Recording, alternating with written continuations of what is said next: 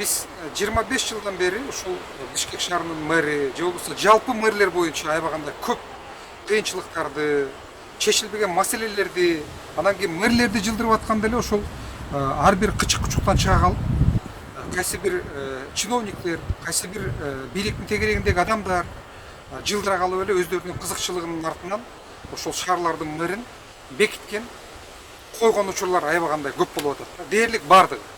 Анан бүгүнкү күндө ушул көп граждандык коомдун өкүлдөрү, шаардагы активдүү ушул КСЖнын мүчөлөрү, НПОлор сүйлөшүп атабыз азыр. Биз бул нерсени токтотушубуз керек. Бишкек шаарынын мэри азыркы учурда дагы эле кайра айланып келип, ошол трайбалисттердин, регионалисттердин жашыруун сүйлөшүүлөрүнүн негизинде азыркы жаңы мэрди сүйлөшүп атканы бул биз туура эмес деп эсептейбиз. Адилетсиз деп эсептейбиз дагы. Мына бүгүн биринчи тегерек столду уюштуруп атабыз. Президенттен, премьер-министрден, борбордук шайлоо комиссиясынан талап кылып атабыз. Азыркы мэрдин 8-августка койгон шайлоосун токтоткула. Биз азыркы реалдуу закондун негизинде мэрди ачык айкын, адилеттүү, атаандаштыктын негизинде шайлай турган шарт түзөлү, андан кийин гана мэрди шайлоого бардыгыбыз баралы дагы.